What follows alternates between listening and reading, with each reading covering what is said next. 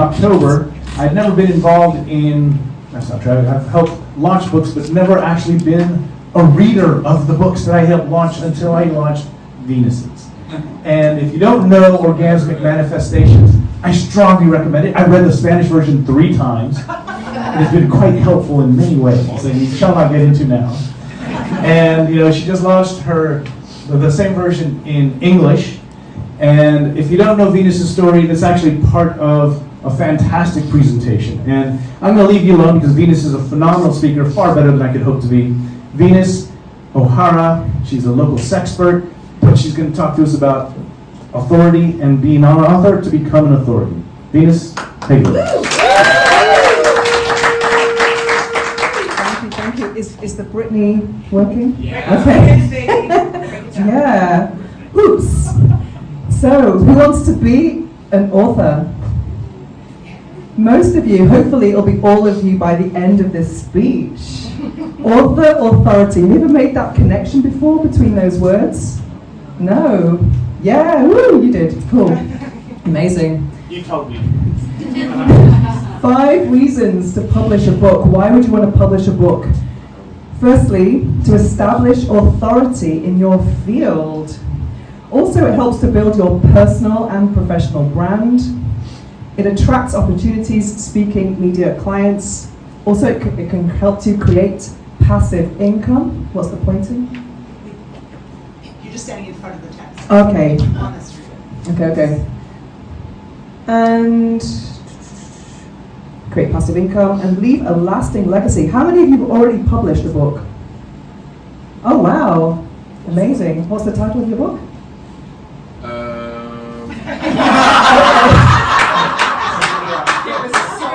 It's very memorable. Listen, I forgot it, but it was good. No, it's in the library at Alexandria.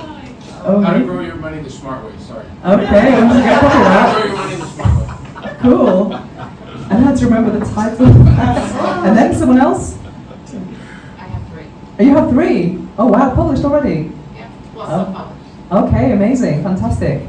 So we're going to be talking about self-publishing and traditional publishing, but not hybrid, because I'm not really an expert on that. So let's get to the next slide. Disclaimer, my publishing story may not be your publishing story, so don't take everything I am saying, well, take it with a pinch of salt, because this is just unique to my experience as someone who is living in Spain, and that means that I actually published my books in Spain. It's a very different process if you publish in the UK or in the US. So let me tell you about my story. I should have put the covers of my books here, but never mind.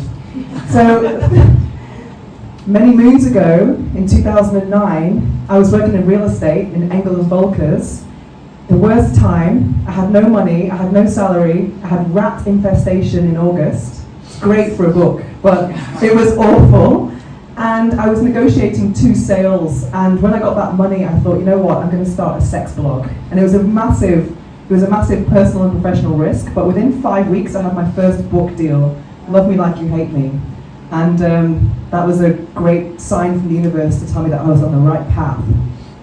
This opened many doors for me, got me into El País and GQ as a columnist, and then I was poached by Penguin Random House to write English for perverts, Inglés para pervertidos, which is, I was an English teacher for many years, maybe you have been, and I was just bored with people not being interested in English.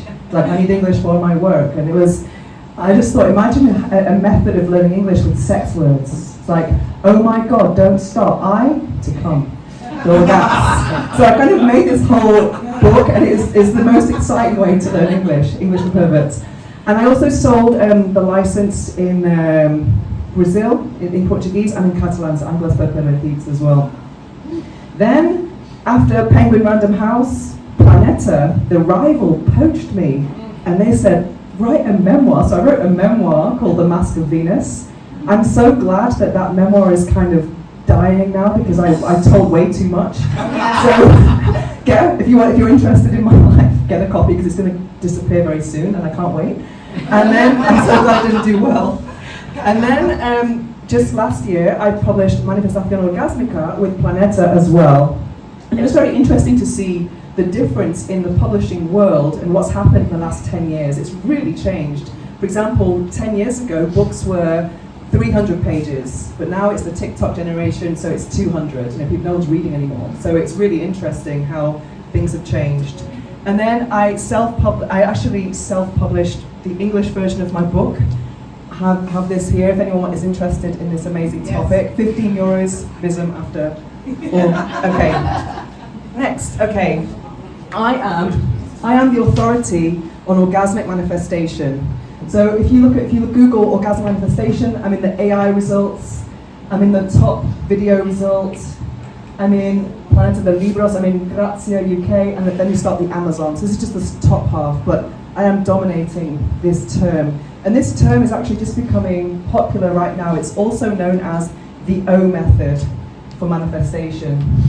And this is really helpful because I'm getting a lot of press now just because I am an authority in this topic. Just last week after my book launch at the cover, I was walking home and I got a message from a journalist from the New York Times, and I was like, what interview on your But it's actually going to be on bustle.com, but that's okay. It's still going to be it's a big news site. And Howard. Oh yeah, Howard Stern as well, yeah. I didn't know who he was. So, things that will get published. Okay, so not everyone can get published, but being published by a traditional publisher is very validating that someone is going to invest in your book and someone believes in your book as a product. So things that have really helped me is originality, because if you look on LinkedIn, you can tell who's writing with AI, and no one has. The personal style is disappearing. So having a personal style is really important, and it's something that's dying. How many of you got a favorite writer? When you like someone's book, you want to read all of the books by that author because you like their voice. And if you use AI too much, you're not going to have a voice. So I had a very unique style of writing, which was very conversational because I started writing in Spanish. So just to make up for my lack of grammar or lack of sophistication in Spanish, I just spoke as if I was speaking to you. And people used to say, when I read your articles in El País, I've written more than 100 articles in El País, they said they felt like they were just with me in a bar and I was just talking to them. So that was really something that worked in my favor. Then boldness, you can see the dildos on the shelf here.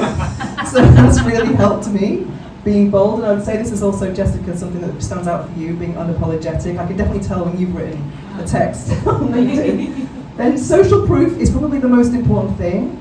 It's not about being a good writer. As you can see here, nowhere does it say be a good writer. And this is really frustrating for people who are good writers, because that doesn't always translate to being a best-selling author or even a published author. So having social proof is way more important, especially to a publisher. They want to know how many followers you have, how many people are actually going to buy your book. Then I have a big media presence. I have 8 years of media that I've been on the Spanish newsstands for 8 years constantly, between the years 2010 and 2018. And then what's that's really helped is reading lots of books. This has really helped me so much. I read a lot of non-fiction, self-help, personal development.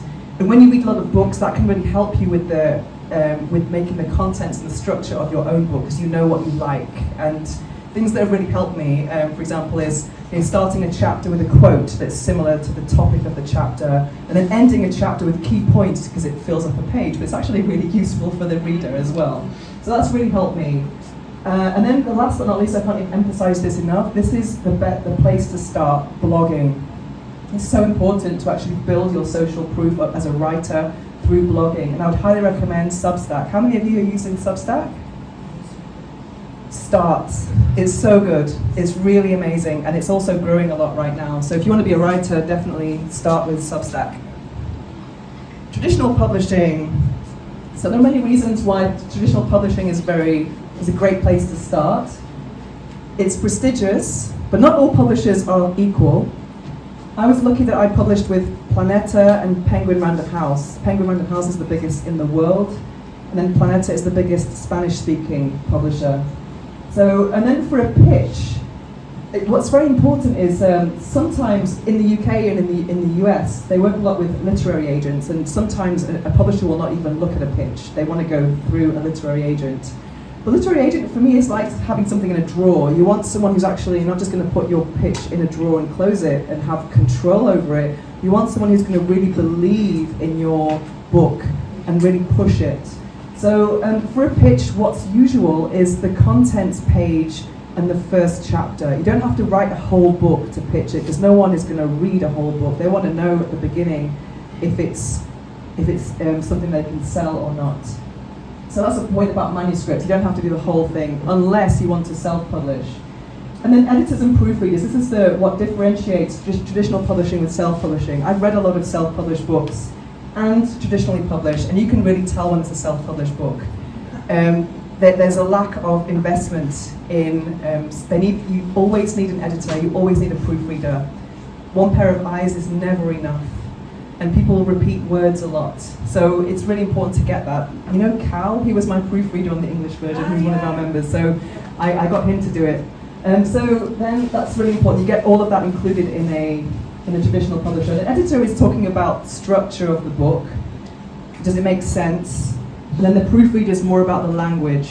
So, and usually they will offer suggestions. They won't just take your words and start, writing for you. I've had a lot of respect from proofreaders in the past, where people have really respected my style to maintain that simplicity and conversational style that I'm known for. And then advances. This is a really important thing. So the advance that a traditional publisher is going to pay you reflects how much they're going to invest in distributing and promoting your book. That's really important. So it's really important to get the maximum advance that you can, because if it's just a couple of thousand, you know that you're just a filler author, because you have the big titles, the bestsellers, and everyone else is a filler author. I'm a filler author, so hopefully one day I'll get to bestseller status, but that's the real honest truth, because so you really do need to kind of get an advance that's going to that's reflective on of how much they're going to invest. But also, advances have gone really down a lot in the last 10 years. So trying to make money from a book, that might not be the goal. It's the kind of byproduct, making money, and the other doors that it will open. Another thing is foreign rights. For me, publishing with Planeta in Spanish, I made sure that I kept the rights in English to myself, because I know that no one's going to sell my English book like I am, because my audience is US based, and I've also self-published in English. And then distribution and promotion. So these are really good with traditional publishing. For me, with Inglés para pervertidos, I had amazing promotion, and La Máscara de Venus as well. I went to Madrid to do 13 interviews in one day, and it was incredible. And I was on front page news in 20 minutos, 20 minutes. I did so much press, but it's interesting because that has already changed a lot in those last 10 years. And now there's more power in social media influencers and podcasts, because podcasts are the same audience as readers. It's long form. It's people who don't want to just be, don't have a 30-second or 15-second attention span. They want to go deep. So podcasts are not really on there. But so in self-publishing, even though there's only 3, they are kind of important. Creative control, that's super important. More royalties, but of course you don't have the same distribution. And passive income. It's really cool to have a book. You can have a link to it on your website. And my experience of publishing with Amazon has been really interesting, actually, because what I did was I uploaded the PDF of my Spanish book to DeepL. You know DeepL? It's AI translator. It translated the whole book, 200 pages, in 15 minutes to British English. It was like, wow. But I had to go through the whole thing, paragraph by paragraph, and I used ChatGPT with the prompt, make this flow better, make this sound more natural. I did that with the whole book. Then I downloaded the professional Grammarly, so I got 1,000 mistakes, oh my god. And then I did just reading with human voice, because you detect so many mistakes when you actually read something out loud. Some things you don't, and also printing something and seeing it on paper, you see a lot more mistakes than what you would on a screen. And then I had Cal, and then another thing, so it's just a lot of layers, and it's very important to actually do all of those things, because someone else will just read and go, whoa, I can see that, there's always mistakes. And it's really nice to have passive income. I don't know if you have any passive income revenue streams, but it's just so amazing to wake up and make money while you sleep. That's the title of a really good book, by the way, Make Money While You Sleep, if you're interested in passive income. Yay. Next, how to get started. So you've got to think about what is the message of your book and who is the target reader. That's the most important thing. And then also think about what is different about your message. Why does your message stand out? That's so important, especially if you're going to make a pitch to a publisher or even on the blurb, how you're going to sell your book. And something that I haven't put here, but I think is really important, is who's the protagonist of your book? Is it you or is it the reader? And this is really important because if you're the protagonist, it's about your life, you have to be really famous or have something that's really unique about your life story. But if it's a book about self-help and you're offering tips, the reader is the protagonist, and it doesn't really matter who you are. And that's what I'm aiming for now in my more recent works, is the fact that I have a message and it's not really about me. That yes, there is some storytelling there to kind of show what my authority or why my experience is relevant, but at the end of the day, I'm offering a tool for the reader to kind of learn from. I'm offering a transformation. So that's really important. Also, when you look at LinkedIn, you can see this very clearly. How much of the content are you reading is look at me, look at me, look at me, look what I achieved, or is it I'm offering this tool for the reader? So think about that as well, and try and make the reader the protagonist. And then some writing tips. Don't start at the beginning. That might sound counterintuitive, but the intro is the last thing you write usually, because that's when you've done the whole thing and you know what it's about. Working title. Don't beat yourself up about not having a title. Have some working titles and then decide the title at the end, and maybe ask some friends as well and do some research as well. And then contents, just get straight into it. Start planning the contents. And writer's block, just keep going. Just keep going. Something that's really helped me a lot is voice typing. Have you ever used voice typing? I know you can do it with ChatGPT, but actually in Google Docs it's really cool because you can just put the voice, and it's actually improved a lot. Now, you had to speak very clearly in the past, whereas now you can speak normally. And sometimes when I'm writing an article, I get this big block of text, with no punctuation, no spaces. And then with that big block of text, I put it into ChatGPT and say, add paragraphs and punctuation. Then I get something that sounds human, and it's still taken half an hour to get 800-word article. So voice typing is something that has helped me so much, and I would highly recommend that to actually maintain some originality. And AI is your friend. I think things like ChatGPT can be very useful with the right prompts. And you can even ask for prompts like, challenge me on this, or is anything I've forgotten? Something that's going to actually not just improve. I used to just say all the time, improve this, but actually there are better prompts that you can use. If you follow ChatGPT on Instagram, they have some amazing examples of prompts to use. And something that's really helped is obviously DeepL for translation. Grammarly is amazing, the professional version. And then proofreaders, I got Cal, I think it's essential to get a proofreader for your work. And then for the self-publishing, I did formatting through Fiverr, because you can't just upload a Word document. You have to get, there's a special formatting rules and stuff to actually make a book. There's one for the ebook and then one for the print book as well. So there's a lot of investment in the end, paying a proofreader plus a graphic designer, and yeah. Then Q&A questions. No. Are we going over time?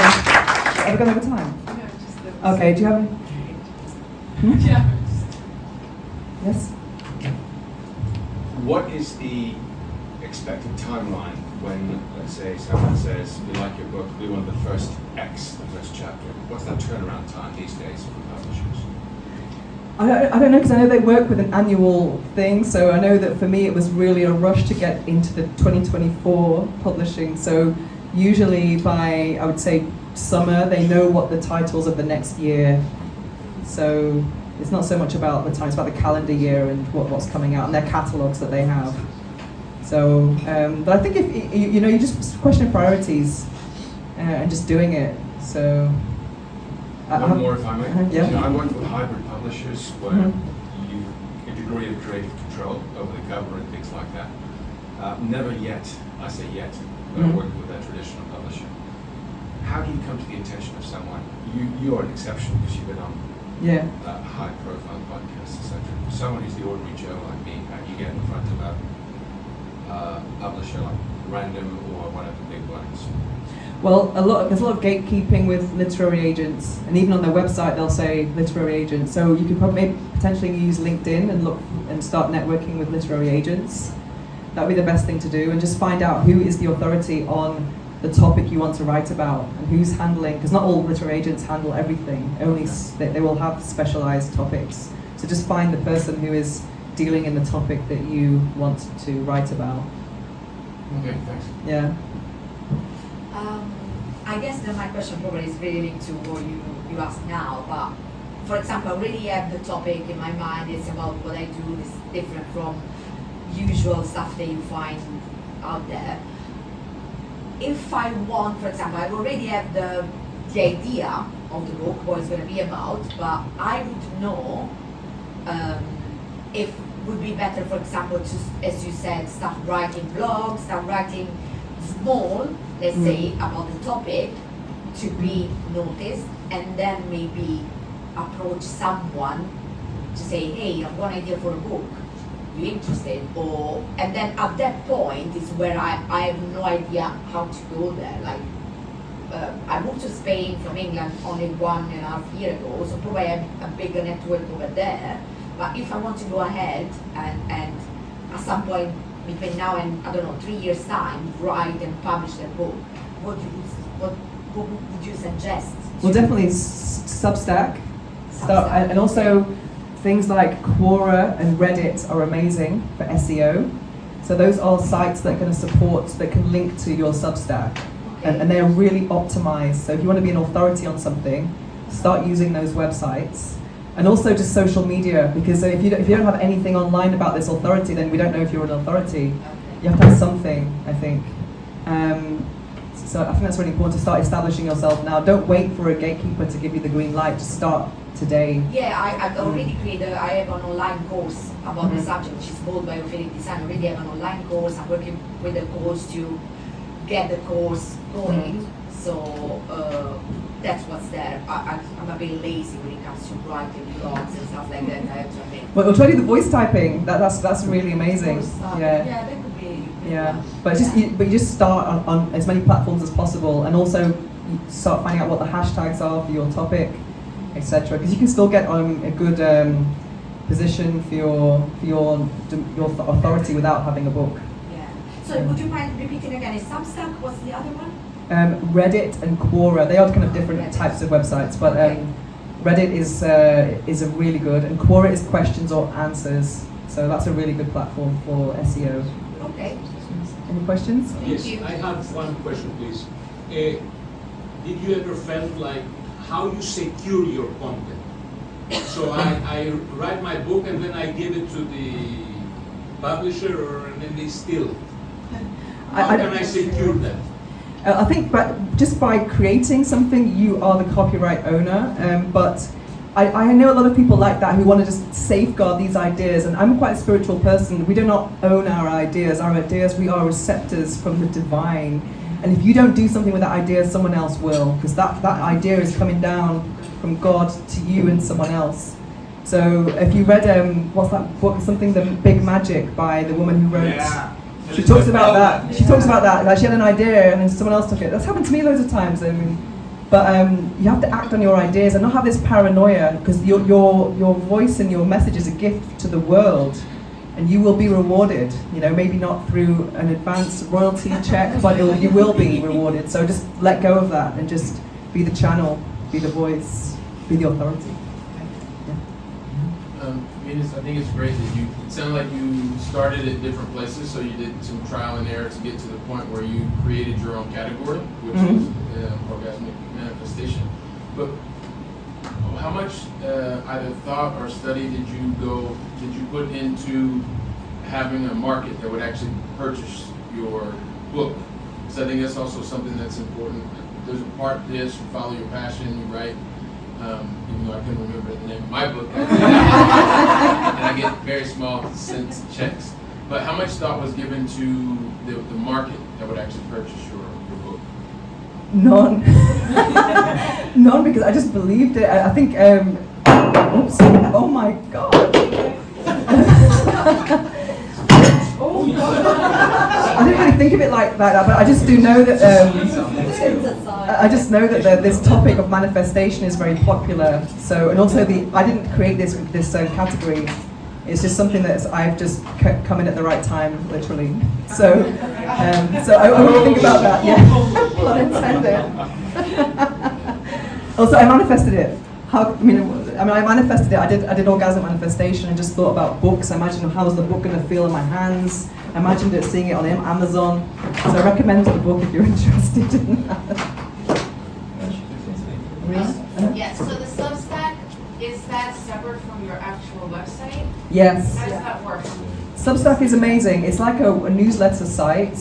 So you actually have control of the content, you have control of the users, and it gets to someone's email, but it's also online, so it's accessible, so it's better than a How do people MailChimp. find you? Or is it? It's really optimized and it's really growing right now, so just start today and And start what this is week. Reddit? I'm sorry, how do you, like you said, Reddit is good for SEO, do you actually post on Reddit the same Yeah. as you do on Substack? No, you can just ask ChatGPT, make this a Reddit post, and then you go onto these different, it's like an old style forum, so it will help you optimize your the authority on whatever terms you want.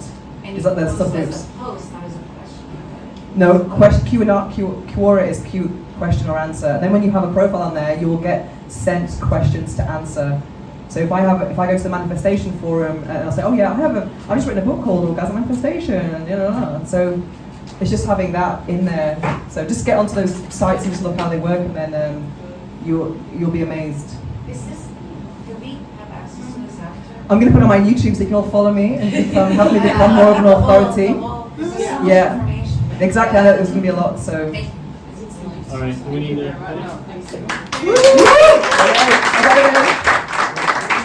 And obviously this works, this definitely works. You're going to get published, so this is €15 after if you want a signed copy of my... This is a suggestion for your book club. The best manifestation approach I've ever seen. Yeah, Victor's an expert on it. Okay, can I take the Brittany off? Thank you. Thank you so much.